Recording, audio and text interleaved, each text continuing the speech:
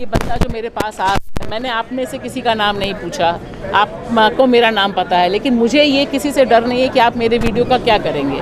एक इंसानी भरोसा है कि कैसे बात हो रही है, या मेरा मोहल्ले में जो लोग हैं आ रहे हैं, जहाँ से मैं सब्जी खरीद रही हूँ, सामान खरीद रही हूँ, कपड़ा खरीद रही हूँ, मैं वहाँ धर्म देखने नहीं जा रही हूँ। लेकिन ये जिहाद करके उन्होंने मेजॉरिटी के दिमाग में यह डर फैला दिया है कि ये व्यक्ति ख़राब है और इसके साथ आपको कारोबार नहीं करना है। तो उसका बेसिक इंटेंशन दो है कि एक तो आप डिवाइड एंड रूल कीजिए, मेजॉरिटी जो 80% आबादी है वो 20% से डर जाए। मतलब इससे ज़्यादा बेवकूफ़ी वाली बात क्या हो सकती है कि आपकी जो अपनी पॉपुलेशन है, उसकी जो मेजॉरिटी है, वो आप माइनॉरिटी से डरने लगे। दुनिया में कहीं नहीं है, लेकिन दुनिया में जहाँ भी फांसीवाद आता है वहाँ पर आप देखिएगा कि मेजॉरिटी जो है माइनॉरिटी से डरती है। ऐसे ही हिटलर ने किया था कि आपने बता दिया कि मेजॉरिटी जो है वो उसको माइनॉरिटी खा जाएगी। तो ये असली इंटेंशन ये है। लेकिन उनका तर्क है कि अगर आप गुलाब शरबत की बात कर रहे हैं, वो क्या अगर खरीदते हैं तो गुरुकुल बनेगा, उसके बाद में पतंजलि विश्वविद्यालय बना जाएगा। सही देखिए सारे लोग जानते हैं वो तो बाबा है भी नहीं, वो तो लाला रामदेव है। और ऐसा फ्रॉड लाला रामदेव है कि उसकी आर्मी ही, जो भारत में आर्मी है, वही उसका सामान नहीं खरीद रही है। बाकी तो आप छोड़ ही दीजिए, उत्तराखंड सरकार ने उसके 14 प्रोडक्ट्स पर बैन कर दिया है। तो वो एक कहानी अलग है। वो कहें कुछ भी, गुलाब भी कहाँ से आया है, शरबत भी शब्द कहाँ का है, तो वो छोड़िए।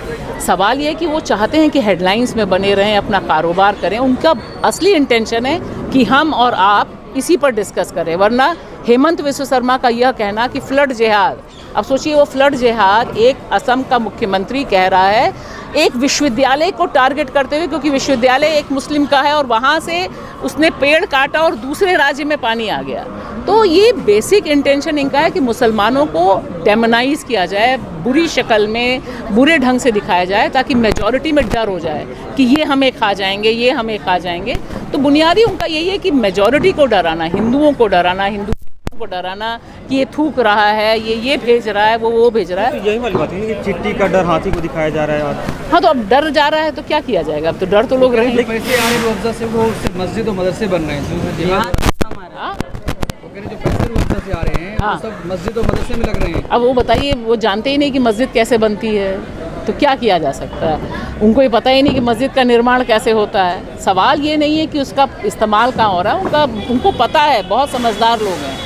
उस लाला को अपनी दुकान चलानी है, उसका शरबत फ्लॉप है, उसका शहद फ्लॉप है, उसके सारे सामान फ्लॉप हैं। तो अब सवाल है कि वो बिजनेस चलाता है, उसके लिए ज़रूरी है कि वो दिखाए कि भैया ये मुसलमान का है और ये हिंदू का है। एक और बाबा है वो जिनको गाँव बसा रहे हैं। जी और वो मज़े की बात है कि वो मोदी जी के छोटे भाई हैं। तो अब मोदी जी से पूछना चाहिए कि भैया तुम्हारा छोटा भाई ये कर रहा है, तुम तो देश के प्रधानमंत्री हो, कॉन्स्टिट्यूशन ने तुम्हें चुना है, तो तुम क्या कर रहे हो? ये 18 लाख में भी तो गाँव बसा रहे थे, आदर्श गांव बना रहे थे।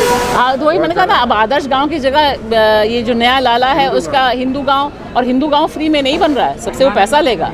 1000 गांव का ज़मीन का सौदा होगा।